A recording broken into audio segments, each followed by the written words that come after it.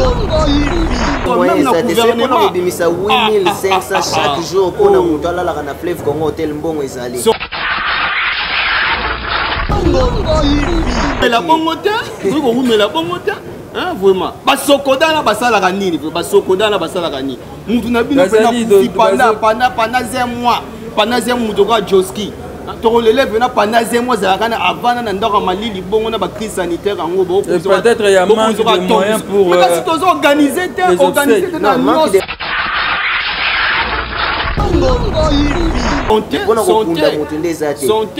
na plusieurs millions pour balongola mutu na Belgique baya na na Congo bakunda awa mbongo ezali.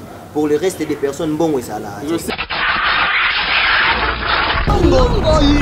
Demander la démission. On a besoin de sa démission. Le roi est à limoger Christian Seng na staff financier baza ben compétent ba ki dia ba walem ba lonso ba longo yé peut il faire démission. Il est compétent. Non, lui il est incompétent en vie,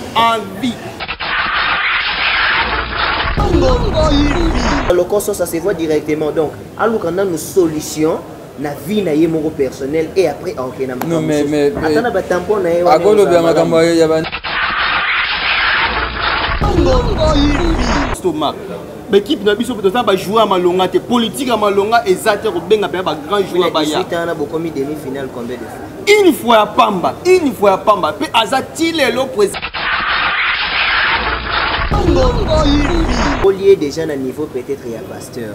Pourquoi? Ah ça déjà dans le monde? Alana Bonzabeta? Mais pasteur de Nile, ça a vraiment pasteur, puis ça a payé mais face à la réflexion comme il faut. Non, lui il est incompétent en vie. Bolongwe me botikeli muninga so charge azo ebiloko osala te abanda na so de moto mabe abanda na so pe nini mabe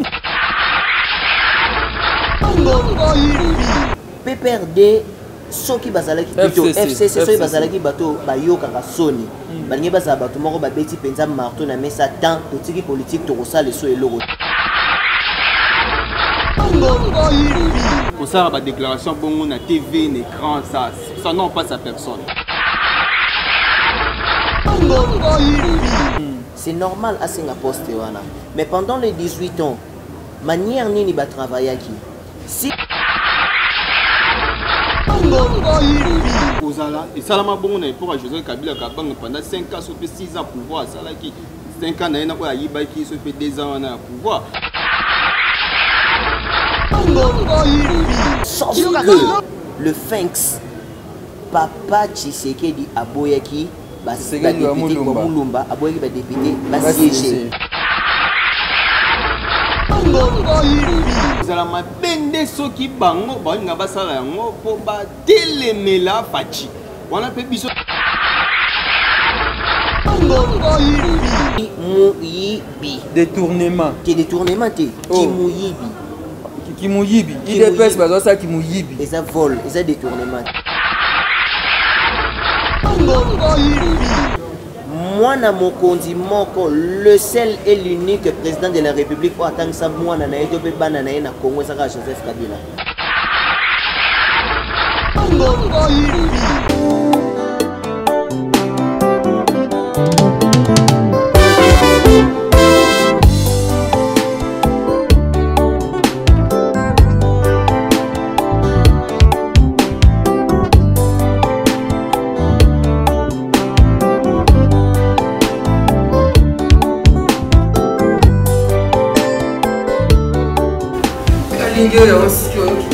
Papa, où est-ce que oh, kasi na kani yasi. Mais on continue Suki. Papa, on a continue Suki. Oh, papa continue Suki. c'est dans des fils. On continue Suki. On monte comme si on avait papa. On continue Suki.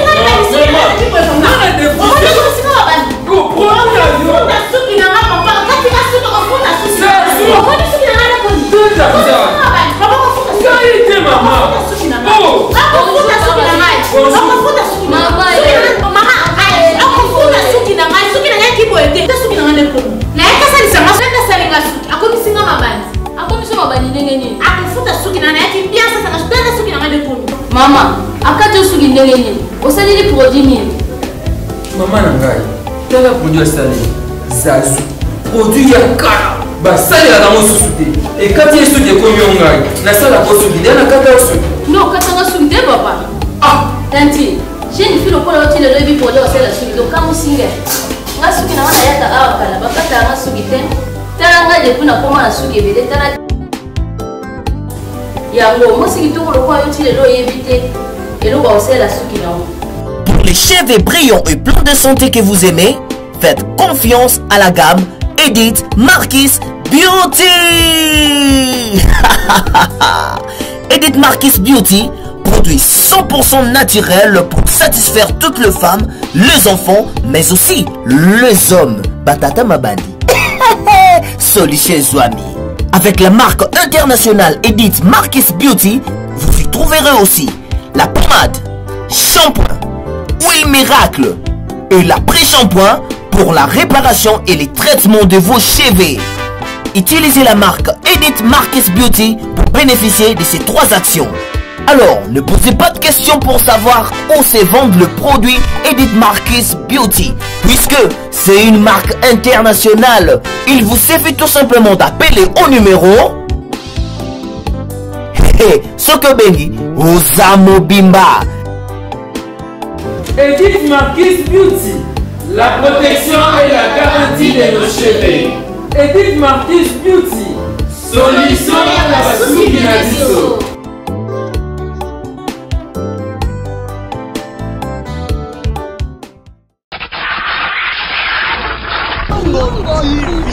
Kilongo TV, bon s'abonner, ebele. Mikolo, solingi o s'abonner, au betika point. Kilongo TV. Bobeto be bokoto be na YouTube, bobeto be Kilongo TV. Po Kilongo TV, boko mona maijane. Oh Kilongo TV, oh Kilongo TV, sene moko ebotami. Kilongo TV, boko mona makambo ya minene mpo yasa kabaviko le kabatinyoso. Kilongo TV.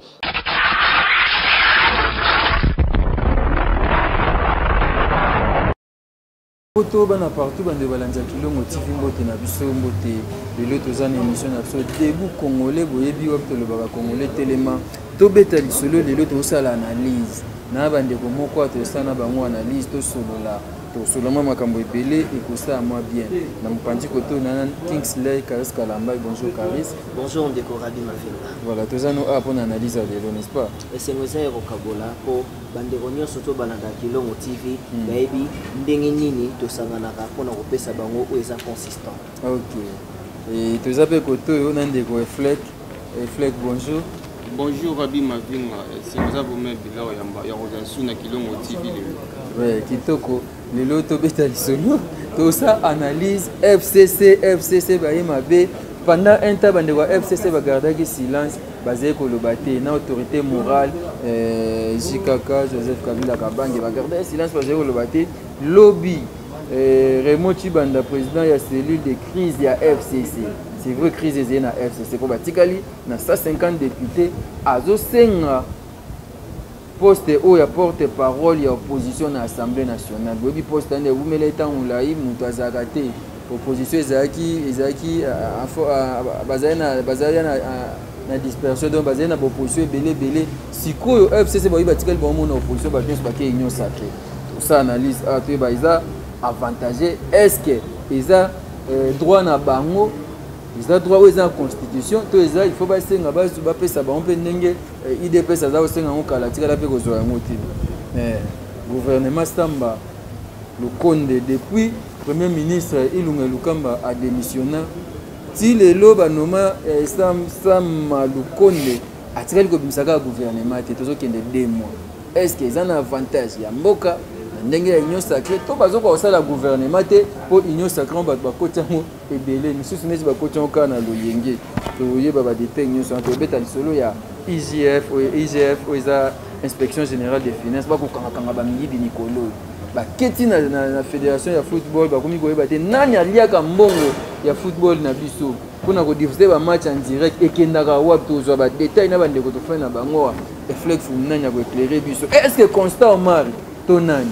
Kabulo mwana Kabulo to nani Léopard a tosala bilan ya Constant Omar depuis Constant Omar aza na tête ya fédération congolaise ya football asali 18 ans bilan est positif to négatif Constant Omar il faut démissionner to il faut azalaka wana tozwa badetail na bandeko sosukisa dans le solo ya babsek ya Joski Kiambukuta au programme ezaki le 3 oyo levé ya corps ekozala na morgue ya cinquantenaire tokokenda naye ti na inhumation na nécropole tozwa badetail nyonso ya bandeko awa Karis Kalamba oyeba Joski Kiambukuta. Ouais, Joski Kiambukuta sans pour autant nier quoi que ce soit aza parmi icônes ya musique congolaise d'une manière générale aza icône et puis aza l'une de belles voix de République démocratique du Congo oyo peut-être tokozalaka nango lisusu te vu que moto akoki kokokana na mwa voix ya mwa mokie kasi ozala totalement lokola ete donc po kaka bawei bayokaka bato te mais kasi na nyonso molimo epema na kimia tozonga lisolo ya babseki ya Joski Kiambukuta mwa mbutumbutu mpe eza na baprogramme ya babseki ya Joski Kiambukuta tozonga na lisolo ya FCC Raymond Chibanda aza figure mo emblématique ya politique ya mboka na biso azosenga na Assemblée nationale bapesa bango poste wana ya porte-parole ya opposition. Je ne sais pas na bandana reflect na bandana Karis Kalamba parce que poste yana IDPS tangula iba umelaki pendant Joseph Kabila était au pouvoir batikala kozwa poste wana ki Raymond Chibanda zosenga ngwa bi bazana 150 députés et puis 37 sénateurs so baxi moko des sénateurs avec Joseph Kabila ba commis 38 sénateurs. Qu'est-ce que vous pouvez dire, qu'est-ce que vous pouvez analyser par rapport à ça? Bon, en fait, Rabbi Maving est la question malamou. On a bandit que chef de l'État a aussi pouvoir que je salue en passant. Félix Antoine Tshisekedi dans le but qu'il faut payer comme état de droit. Un pays état de droit, il faut porter pour le gouvernement à Zanakata Assemblée nationale. C'est vraiment très très important. Et voilà, ce bon FCC a démantelé ça, c'est parce que vraiment c'est très très important pour te prendre Azala pour nos positions parce qu'on a mis au bango. Par exemple opposant mais kozala mabende soki bango balinga basala yango po batelemela faci wana pe biso pe tokotelema parce que temeyo zo bango état de droit bakotelemela faci c'est normal mais permettez-moi na kende allez-y donc batelemela faci te po ye aza intouchable non FCC baza na course ya pouvoir baza na opposition c'est ce que je peux dire baza na droit ya telemela faci baza otelemela so osala mabe mais bango à l'époque na bango pendant 18 ans ba telemela IDPS a jo poste wana IDPS a senga poste wana parce que pendant de nombreuses années IDPS na 2006 IDPS a zaki parti moko avec opposant moko opposition moko ya makasi mais bango ba telemela IDPS na parlement ti a jo poste wana to ye na 2011 lolenge moko yango to senga na bango ba meka ko landela na ndenge ne constitution esalami ndenge pe ba loi na bango na assemblée nationale esalami mais ce bango ba c'est un droit ou bien exact il faut ba senga yango c'est un droit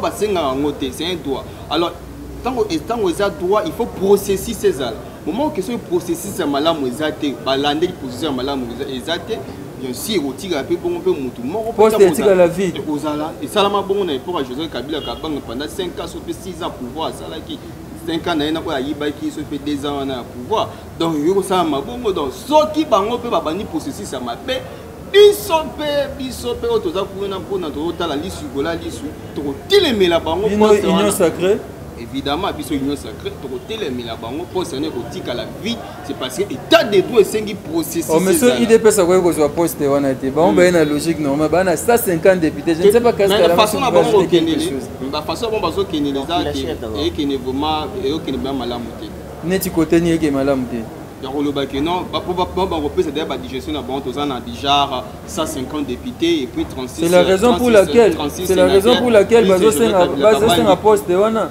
babi IDPS bazaki majoritaire était en opposition ezaki belé ya Joseph Kabila koto IDPS koto bakengo koto ezaki ebelé à l'ordre dispersé mon muto ko kozwa yango ezaki mena minute batu nyonso bana union sacrée FCC kaka mutu baza na opposition c'est normal bazo droit na bango ya porte-parole ya te la muka pas opposant avec combien de députés la mouka, so aussi belle là en fait. So aussi Martin Fayou mazo opposant. Aussi quelques bateaux bâtir la plateforme na bango. Ça c'est un député. On comment 15. Comment selon la loi porte-parole bien sûr il y a opposition, il faut vous appeler à député belé. Loi est 5 bongo, mais au moment que vous n'êtes pas compétent on est au-dessus de la loi, il faut non, permettez rapidement, au moment que vous êtes incompétent à signer pour ça vous représenter il y a opposition au parlement. Bien sûr, vous comment vous savez qu'ils sont incompétents? Mais incompétents, c'est d'abord pendant 18 ans. Mais pendant ils ont la majorité, ils ont 150 députés. Moi, je ne défends pas FCC. Nous allons revenir chez vous. Je crois que nous avons un homme à l'Obepa, Karis Kalamba, par rapport à l'analyse naïe. FCC, bazo senga, bazo poste, il y a porte-parole, il y a opposition dans l'Assemblée nationale. Pendant il y a 150 députés. Moni Rabi Mafingelo, on a sepelé nango. Loi ezalaka cercle vicieux. Eza cercle vicieux. Soki lelo moto akati nzete po asala moto to ale musuni. Lobi nango musuni pe nyama wana akolie bembe na ye. Et ça normal. Alors dans les temps FCC a soit qui temps yakobo ya demande il y a UDPS. Ils avaient raison. Pourquoi ils avaient raison? Puisque na temps on a na période où on a UDPS azalaki na député T. Pourquoi bazalé na député T? Ils étaient votés premièrement et puis élus, sauf que le Finks Papa Tshisekedi Aboyaki député Mulumba Aboyaki député ba siéger. Voilà, c'est ce qui est fait. Chaise vide kasi bataki ba suppliant bongo bandeko ya nango. C'est quelle politique? Et ça vole. Et ça qui mouyibi. Qui mouyibi. To bengi ba député na biso ba siéger pendant que to su ba suppliant ba te. Suppliant wana ça député te. Parce comme déjà député pendant que ils ont siégé. Alors wana bengi on nini? Qui mouyibi. Détournement. Qui détournement te. Qui mouyibi. Qui mouyibi, il dépasse pas ça qui mouyibi. Et ça vole, et ça détournement. Ok. Et ça vole. Alors, comment on a FCC à Senga poste wana? C'est normal à Senga poste wana. Mais pendant les 18 ans, manière nini ba travailler qui? S'il faut que bango babunda pour l'opposition, bako s'opposer na eloko nini. Tellement toyebi manière bango ba vivaka. Biso tokoboya bango tout simplement bazo poste wana et puis basa pe basa l'opposante la mouke zali wana mais la mouke za minoritaire za majoritaire. Qu'il soit minoritaire ou majoritaire, le pouvoir ezalaka il y a peuple, c'est ça qu'on appelle la démocratie. Donc ozo sala ba loi ezalaka pona bino ba dirigeant na biso ba diriger. Biso ba diriger ba tout tsaka bino bo diriger biso mais bosa na te po bonyo ko la biso. Non mais le problème au sein de l'Assemblée nationale il a la majorité qui domine. Et lorsque vous êtes majoritaire, c'est vous qui allez diriger, c'est vous qui avez le pouvoir. Voilà pourquoi même vous toquez dans l'union sacrée, ça l'union sacrée pour récupérer la majorité, ils ont un FCC. La procédure, il y a démocratie, tout ce qu'on a une destitution, il y a mabunda. Tout ce qui est total la banane, qui est minoritaire, tout majoritaire. Tous les cas qui n'ont pas été simple, destituer na vote. Ce sont de mêmes choses au Bakoyiko Sala que Bazoapé Moutoumoussou, Batana place. PPRD, ceux qui bazalaki plutôt FCC, ceux qui bazalaki bateau, Bayoka Sony. Balni Bazabato Moro Babeti Penza Marto na Mesa tant de politique Torosa les et l'oroté. Le grand problème, la grande maladie en Afrique, et Zalara, politique en moi, tout ça là on a goûté un bon. Bazo salaire. Bazo salaire il y a député, bazo salaire il y a député, ba qui t'en a 100 francs. Bon qui était. Bon qui était. Aux hommes on a démocrate moko alongo ne démocrate na facilité à qui n'est qu'au sangana ba socialiste. Socialiste moko alongo ne socialiste na facilité à qui au sangana so pe na banane pour nani. Azolande la kaka mbongo. Donc l'objectif selon vous dans la politique l'objectif c'est l'argent. C'est s'enrichir. C'est l'argent. Ce to beti calcul. Nandenga mabeto nandenga malamu dépend nandenga ozwela mo.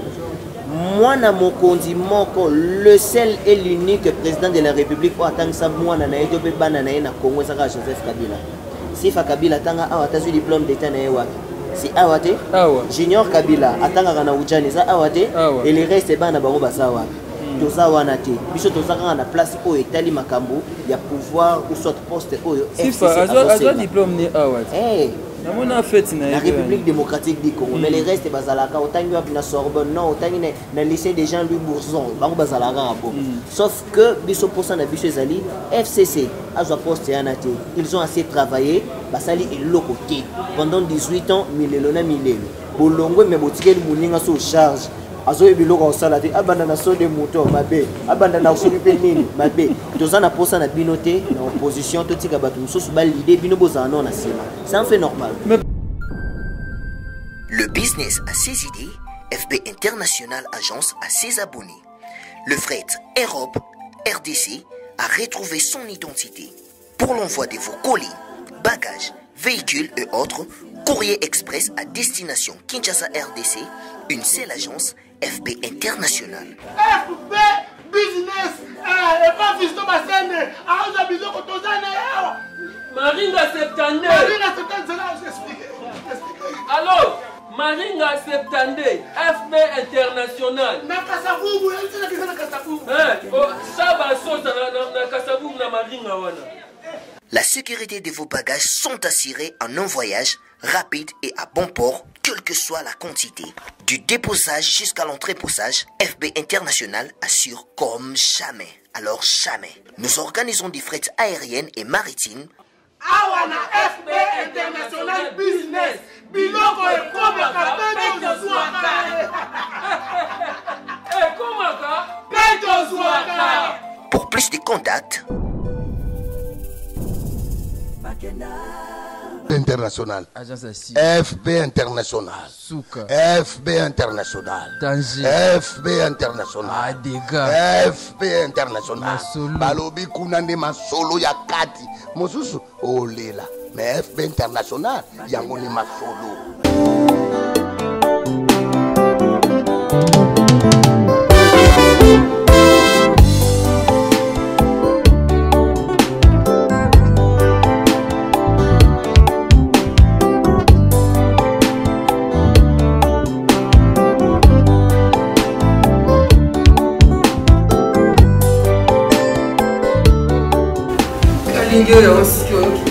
Papa, on y sait. Oh, kasi na kani yesu. Mais on katina suki. Papa, on a katina suki. Oh. Oh, papa, katina suki. Tu n'as des fils. On katina suki. On m'a comme si on avait papa. On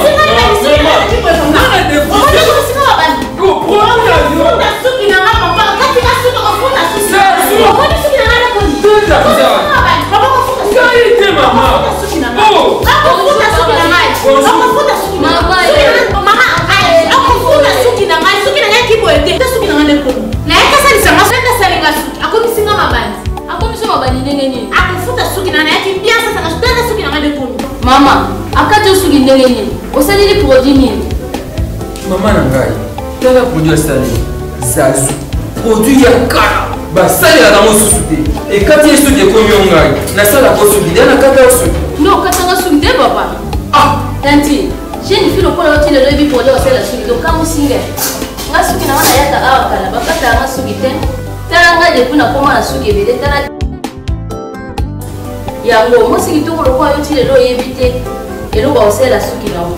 Pour les cheveux brillants et pleins de santé que vous aimez, faites confiance à la gamme Edith Marquis Beauty. Edith Marquis Beauty, produit 100% naturel pour satisfaire toutes les femmes, les enfants, mais aussi les hommes. Batata Mabandi. Solution Zouami.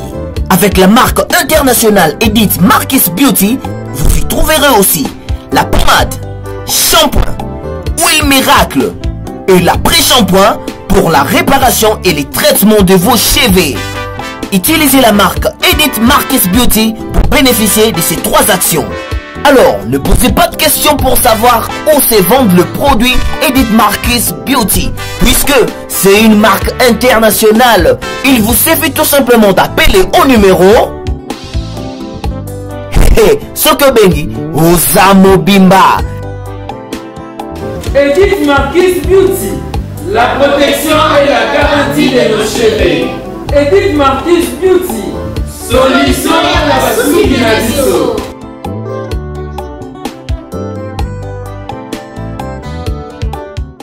Pendant que IDPS va partir nyonso basé na opposition baza siko na union sacrée.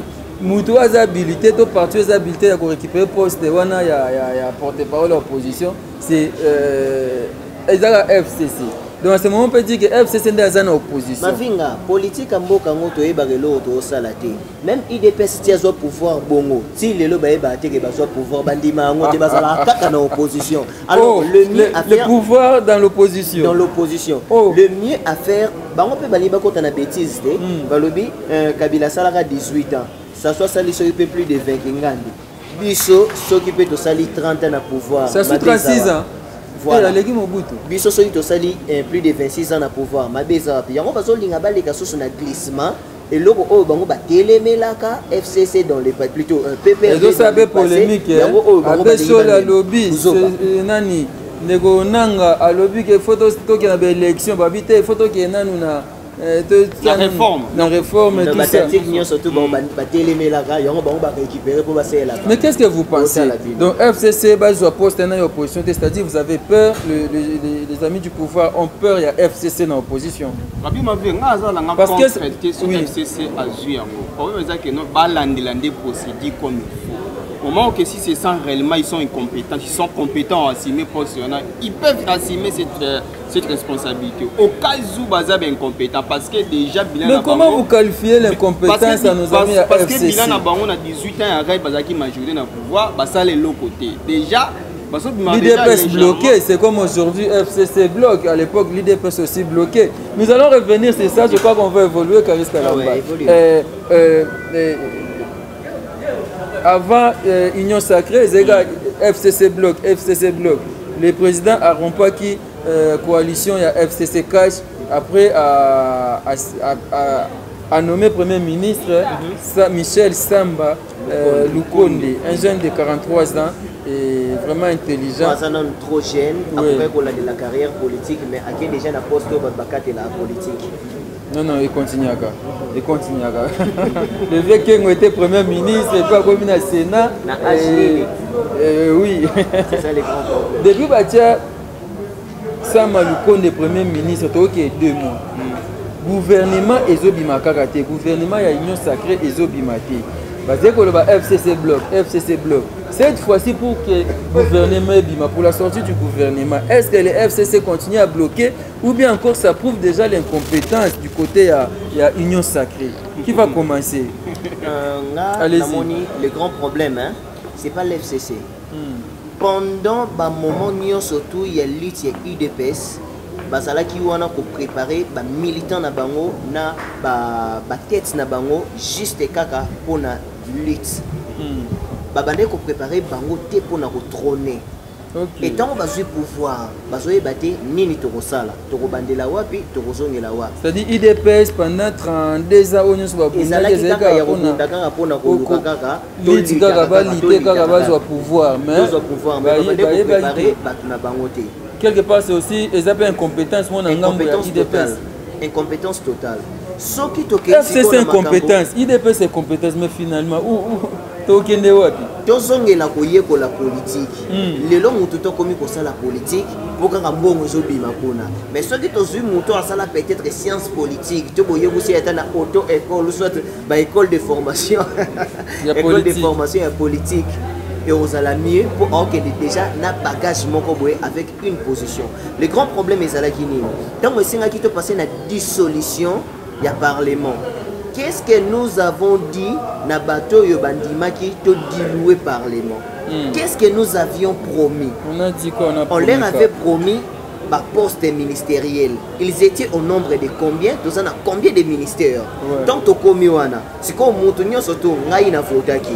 Nakanga qui a fait photo teke yango na suka nango fubo pesa ngai kubolaka ki ngai mwana mobali ya malamu esa mwana mobali alaka pe ya salaka bolaka ki nga poste ministériel to komi na suka il faut yo en revanche opesa nga poste wana sikoyo nombre na biso eza quadruple ya ba poste ministériel okopesa nani okotika nani. Et là maintenant le blocage ne vient plus à Nangamba blocage na FCCT. blocage eza na FCCT eza na babiloko na bino bolaka ya union sacrée ya union sacrée bolaki bato na suka nango ememi biso na buzoba to révéler eloko moko ya mokie le premier ministre depuis qu'il est premier ministre ça fait plus de 47 jours donc tozoki na 2 mois depuis ilunga lukamba pepe ilunga lukamba démissionnaire na ye tozoki na 2 mois alors le grand problème to révéler eloko moko afutelaka na Fleuve Congo Hotel le premier ministre a logé na ba frais ya gouvernement. Ah mais ça c'est pas grave, c'est normal, c'est un petit normal, c'est normal. Tout qu'est-ce qu'on a ba chiffre. Il paye chaque jour par jour hein, il paye par jour $8,500. Ça c'est trop. Multiplié par 10, c'est ça les combien 85 000. Multiplié par 20. 117 000. Et bon, ça, il t'a commis dans 2 mois. Ça c'est trop, ça c'est trop. Moi, mon bimako m'a déjà 900 et quelques mille. Entre temps, Pépé Lukamba, qui na primature. Jusque là, à l'ongo était. Banda qualité c'est belle. Bakoko kepe babwaki na ndako moko boye. Et ça n'a pas problème té. Mbongo wana soke servir dans l'état et vous allez malamu, vous allez bénéfique pour la biso. Pour la population congolaise. Biso population to le la pendant que biso ba bileto tsaka bango na poste wana. Les grands problèmes. Vous voulez ajouter? Ah bon, gouvernement il y a union sacrée sur les Obimaté, c'est parce que Osama Malili, vous avez croisé le bras, qu'est-ce qui ne va pas? Non, juste que non, on a le Bakaris Kalambay, Amérique parce que il faut ne pas c'est là qui va dissoudre le parlement et tout. Bon. Comment le gouvernement est une union sacrée en fait? Le chef de l'État a souverain n'a pas grand leader. Le gouvernement est un warrior. Voilà, warrior, un guerrier, pour passer la gouvernement. Ça, les 2 mois.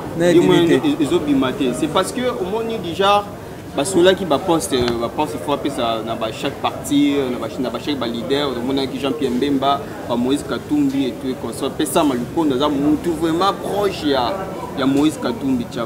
En fait, le problème est qu'il y a beaucoup plus concernant le Kabola, le poste, le ministère. Alors, IDPS poste à Singaki, Mbala Moussousou, tant chef de l'État, le premier ministre, Vandi Basololi, Monique, non, et c'est là qui était au PC poste. Population, avantage à la population, c'est un Makambo, on a partage à gâteau. Bien sûr, des avantages à Makassi jusqu'à présent. Jusqu'à présent, des avantages à Makassi. Ils ont engagé des dépenses inutiles, des dépenses inutiles jusqu'à présent parce que population a souffert pour le gouvernement bima.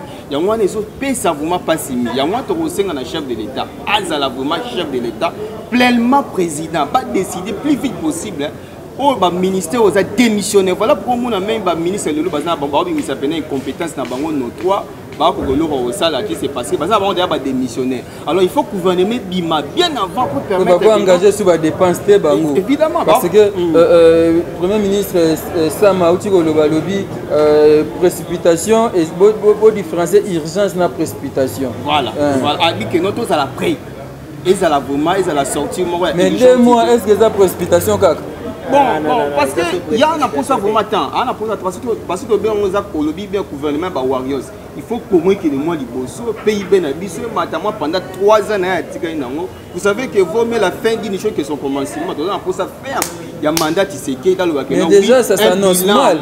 Ça s'annonce mal avec le gouvernement de warriors qui pour ça temps vraiment azov matin pour étudier azov matin pour étudier oui bien que non malamu ba diminuer pe non ba ministère ba diminuer non c'est ça qui pose des problèmes pour notre gouvernement aussi kasi il faut ba vise pas à moi belé mais pourquoi on précipite j'aimerais intercepter un petit peu avant que tu triples le ministère de tu triples tu démission qui tu allais déjà un ministère qui va demander pour vivre tout ça la paix fort aux zones à nord et ba diminuer nombre de ministères bongo tu vas continuer à vivre qu'ils fassent de leur mieux ba mettre le gouvernement en place par rapport à quoi bayebi bango mongo bate IGF Mopandi bate ba makambo kili bayebi ke kokanga bango.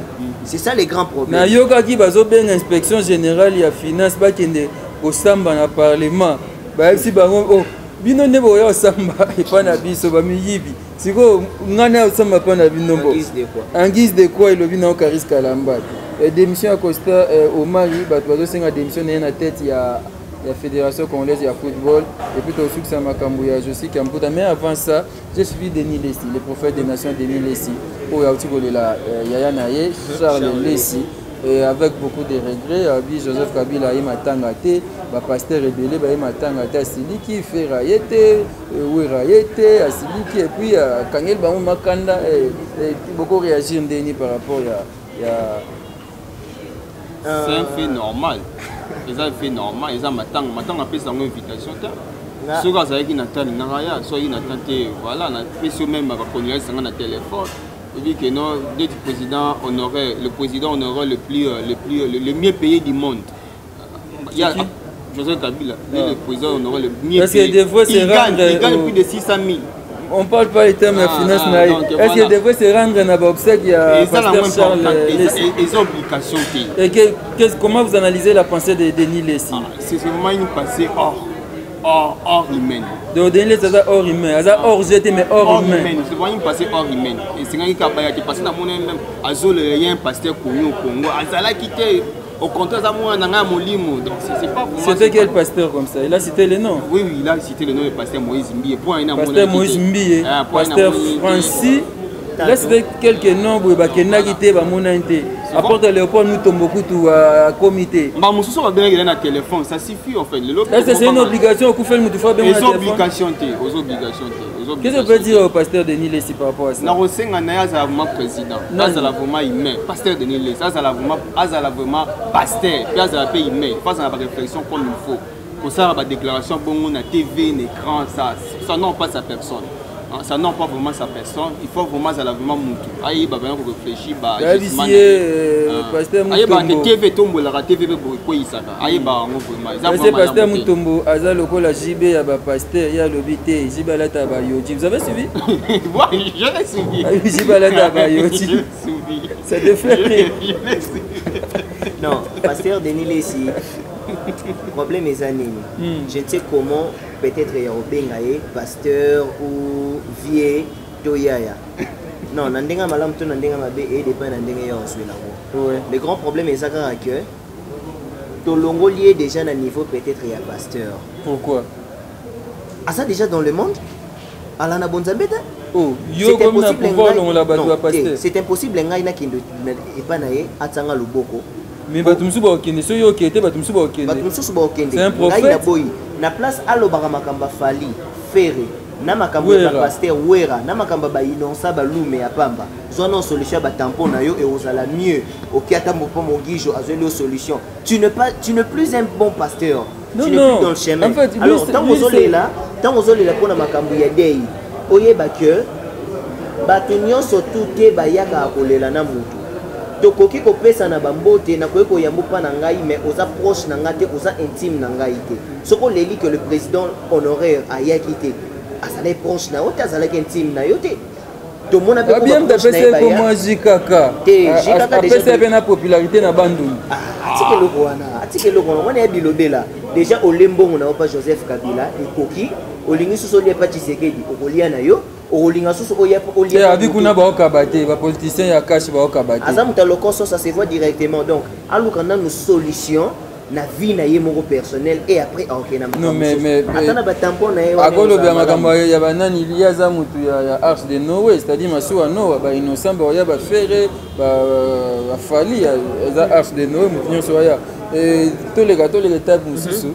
et tout tika makambo na ye nos sincères condoléances à l'homme de Dieu le prophète des nations Denis Lessi abiye des prophètes oyo basala nzambe tout ba papa archi bana batia maboko atonisa stade de martyr atonisa palais du peuple et prophète mingi bazoti ba sasoso ke bakanga ye pona makambo pe ya kimuyibi na leta ils ont embalukuta Constant Omar la démission du président Constant Omar na mutu ya fédération congolaise de football et qu'est-ce que vous en pensez le bilan de Constant Omar positif ou négatif?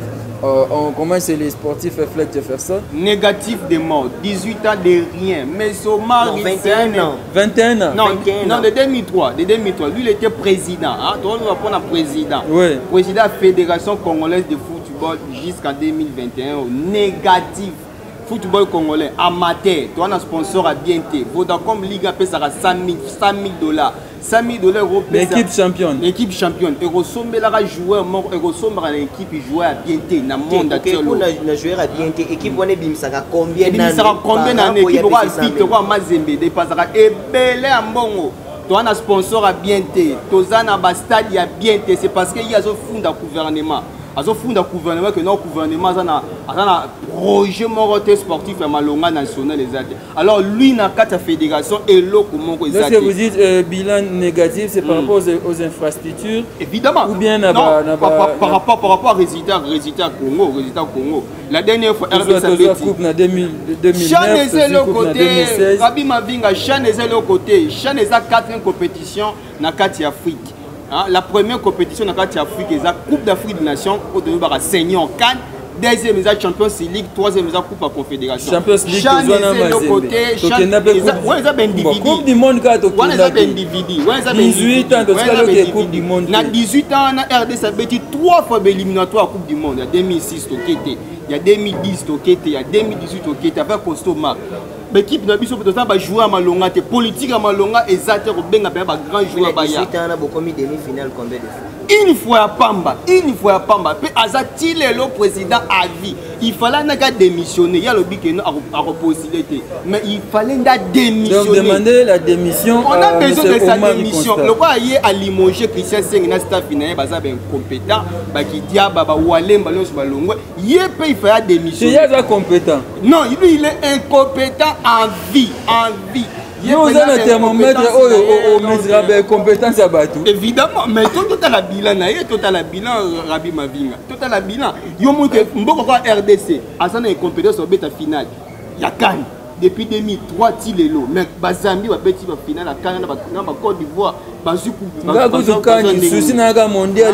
Burkina Faso Pambo va au bêta la finale. Parce que constamment, aïe de l'eau à Salate. Lui, il y a commis riche. Parce que c'est un président riche. Il y a calculé Kiango. Oui, il y a une relation de vie. Caris Kalamba. Tu as totalement démission. Il y a Constant Omari. Pendant toutes ces années, tu as gagné et l'autre côté.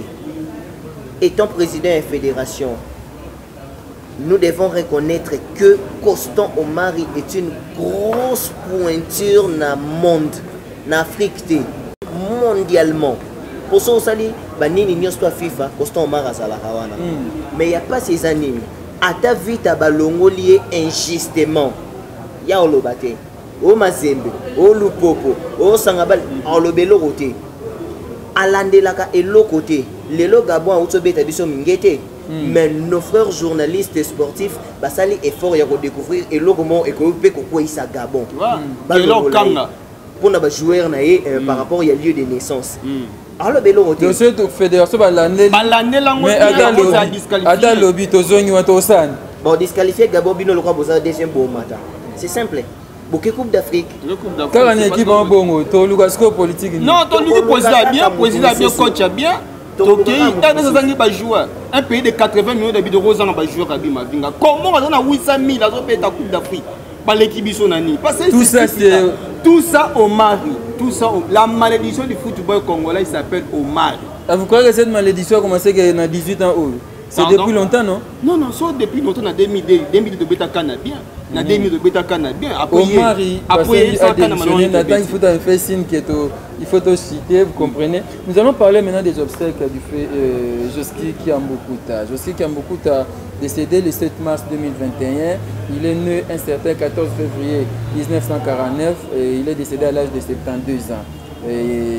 C'était la clinique Ngalima après une longue maladie. Chanteur et compositeur Joe Sexte s'est fait connaître dans l'Africa Fiesta Sukisa de Dr Nico avant de rejoindre tout puissant OK Jazz aux côtés de Fé Luambo Makiadi. L'animation se tiendra le 3 avril à Kinshasa. D'accord, il y a un morgue à 50 net, ou la morgue à 50 net, qui est sa exposition, place gouvernement au PSAXO, c'est matolika, la place des artistes pour la plaque. Pour dévoiler plaque, il y a comme na yende basala artiste nion sur place on appelle animation et sama na nécropole entre ciel et terre. C'est bon, les terre et ciel to ciel. On peut beaucoup vous Rabi Mavinga, il faut tout changer. Depuis le 7 mars, Karissa Benga icône. Une icône depuis le 7 mars, ti bazo kundé le 4 avril. au pays au Mbokatin vraiment au Mbokatin pendant un mois binom dozo ba crise sanitaire un mois et bon général Kilongo TV akende ko landela makambo sali combien des années combien de mois presque une année non hier c'était normal c'était pendant les enquêtes hier liwa neza pena mutabomaki mais c'est une c'est naturel ça moment peut être presque naturel et ko umela bongote hein vraiment basokoda na basala kanini basokoda na basala kanini mutu na bino pena pendant un mois pendant un mois to ka Joski to l'élève na pendant un mois za kana avant na ndoko malili bongo na ba crise sanitaire ngo bo peut-être il y a manque de moyens pour mais si to organiser na manque de moyens ça gouvernement bimisa 8500 chaque jour pour na mutu ala la na fleuve Congo hôtel mbongo ezali pour na ko kunda mutu ndezate to bimisa plusieurs millions pour balongola mutu na Belgique baya na na Congo ba kunda awa mbongo ezali. Pour le reste des personnes, bon, ça là. Le siècle du siècle. C'est tous les artistes, apparemment, artistes, va reconnaître bon peut-être après la mort. Artistes, par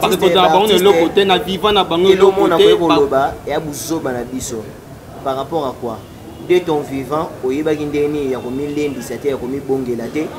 Atoza na mbongo seka obeli oh papa Félix Tshisekedi talanga il faut tinanga end nazo souffrir yo sangi mbongo OK na bijara sokoda ngabi mavinga tilo sokoda ezaive verki sezai papa na babongisa mutu na bino pena panda emo opanizeka na ndako malile santé ezakate akinchasa kofeleni na kini peka na kinya bosai na bioma effort moko te ko uta poto panda zemo opanisi papa mukolo bongo ayembisa bata binisa batwa babina banzembo ne badansi na ye tokongisa sokoda na sengi na bino bobongisa génération future ozoya batanga bakokufa bonora bango pe bien na vivant na bango puis na mort na bango est-ce qu'on doit honorer seulement voilà na vivant c'est mieux que na mort bobatela même basede na bango batelaka te batoto na bango ezalaka même malonga te même soki akufi bonégligé bapesaka $200 na ozela natala air balobaka à titre posthume tant batia médaille wana yango nde honoraka baartiste na biso quelques dédicaces yana salutation na bandi pa na yo. OK beaucoup merci beaucoup Rabi Mavinga là je salue ba mignon so batala biso na Angola na moni kuna Roy Kuenza Jonathan Nzei donc celui-là c'est mon pote Francis Lukibu pardon mon vieux JC Monsieur Mana Paris donc voilà je vous aime vraiment beaucoup aux Arabes bon Daniel Fleck là c'est mon grand frère Lassie Fleck donc portez-vous bien vraiment merci beaucoup pour l'invitation merci très prochainement nous gagner surtout mais aussi analyse monsieur Caris Kalamba salutation spéciale à une certaine spéciale reine elle s'appelle Hortense Impa depuis la Norvège. Pourquoi pas saluer également Allégresse Impa depuis Norvège. Et du côté de Bonabiso et Turquie, salutations à Chati Malembe Torokoma. Et puis pourquoi pas El Mara Marvis Mbala. Chance Kitoko. Salutations spéciales à vous tous. Et Batonion Sto Balinga Rabiso au Balanda Kilongo. Merci Caris Kalamba, il a libéré Nangayo déjà. Merci. Merci. Et puis il y a Christian Assoumani, moi na poto Christian Assoumani, moi na poto ya solo. Problème est à code Christian Assoumani. Ah, ngaye. Lévi Cyril Modabi, le garçon capable, plus fort que toi n'existe pas. Nous attendons le babou Nazan a raison. Merci Panayo Lévi Cyril. Merci fils Kinkela. Merci fils Tomba Sende. FB International, agence assure, agence Mogo Totikala Nango FB International. Merci et pas maman Edith Mpasi. Wana Monimba Moko, Edith Marquis Beauty, Babi produit à Kitoko, ils ont gardé ceux qui n'habitent, ils ont collé ça. À tous en Alibandiso, c'est les produits au sentier Kitoko. Edith Marquis Beauty, merci à vous. Merci beaucoup Angèle Kinkela, merci Ariane Ochesco, merci Fondé Kabea. Frédéric Abea, Fondé Kabea, merci Paul Ovangila, mon vieux, merci à vous, merci beaucoup, merci à maman Emeline Zemba, Motema tous Pepele Ambeto, le maman Likelimba, merci Epanayo, merci Mingi, merci Mingi, maman Emeline Zemba, Motema tous Pepele Ambeto, merci Epanayo, merci merci Koyago Belisha, Fumo Bilele, merci José de Londres. Rabi Sida Bilele, merci Panabino, merci na balandi nyonso ya Rabi Mavinga bino be sepela na biso, merci na bosa te na tanki futa Gauthier Kele, kuna équipe technique na merci Panabino. Tokuta mbala sima numéro ya sika. Le business a ses idées, FB International Agence a ses abonnés.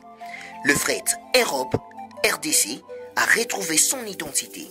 Pour l'envoi de vos colis, bagages, véhicules et autres, Courrier Express à destination Kinshasa RDC, une seule agence, FB International. FB Business, et pas Fiston Bassene, à Bizot Kotozane. Maringa Septandé. Maringa Septandé, c'est là où j'explique. Alors, Maringa Septandé, FB International. Nakasavubu, elle dit que c'est Nakasavubu. Ça va sauter na Kasavubu na Maringa wana. La sécurité de vos bagages sont assurées en un voyage rapide et à bon port, quelle que soit la quantité. Du déposage jusqu'à l'entreposage, FB International assure comme jamais. Alors jamais. Nous organisons des frettes aériennes et maritimes. Awana FB International Business. Biloko et Komaka, Peto Zouaka. Pour plus de contacts, International. FB International. Souka.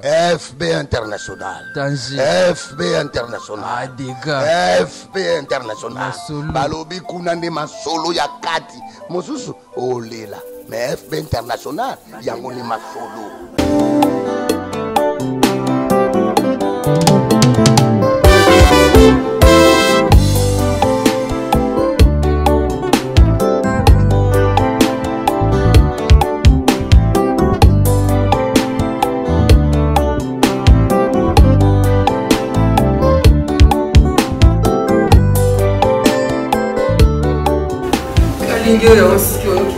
Papa, on est sénat.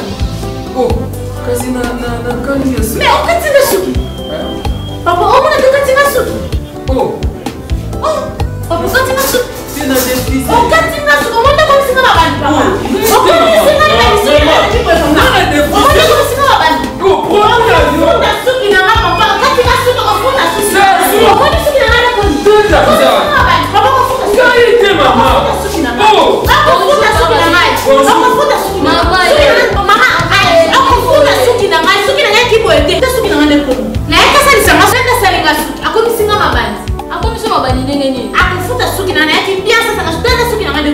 mama, akati osuki ndenge nini? Osalili produit nini? Mama na ngai, tala produit asali. Zazu. Produit ya kala. Basali la damo susuti. Et kati esuki ekomi ngai. Na sala ko suki, na kata osuki. Non, katanga suki de papa. Ah, tanti. J'ai une fille au point où il est levé pour aller au sel à suki. Donc quand vous signez, nga suki na wana yaka awa kala. Bakata nga suki te. Tala nga depuis na koma na suki bede. Tala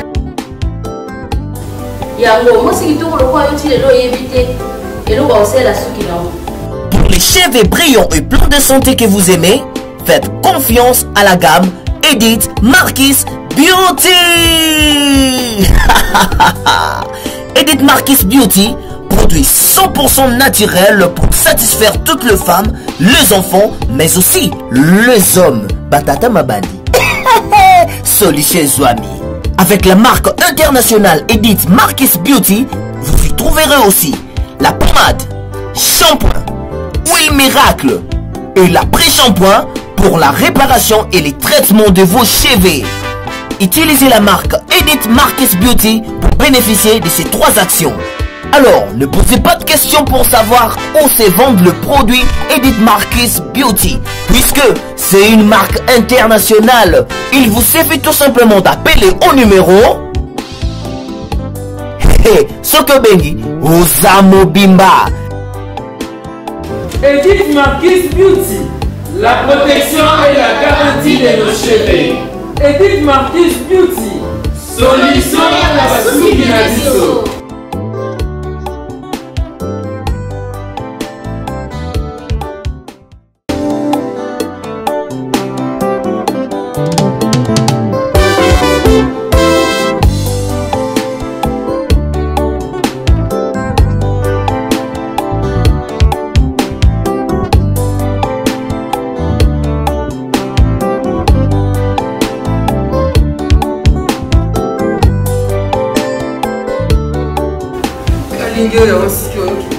Papa, on est sénat.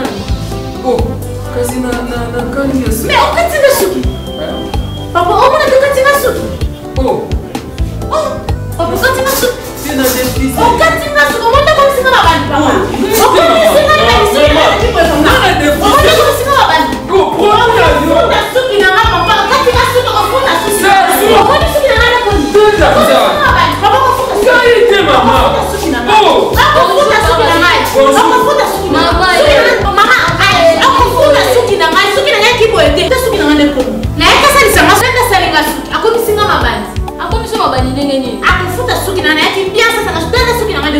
Mama, akati suki ndenge nini? Osali ni produit nini?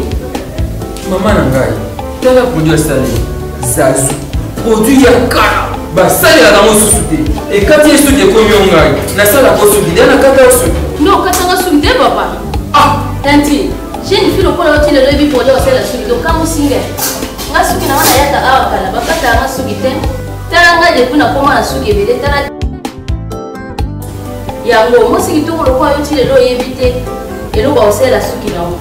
Pour les cheveux brillants et pleins de santé que vous aimez, faites confiance à la gamme Edith Marquis Beauty.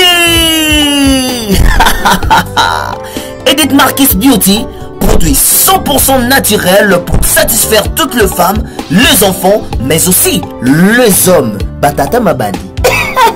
Solution Zouami. Avec la marque internationale Edith Marquis Beauty, vous y trouverez aussi la pommade, shampoing, huile miracle et l'après-shampoing pour la réparation et les traitements de vos cheveux. Utilisez la marque Edith Marquis Beauty pour bénéficier de ces 3 actions.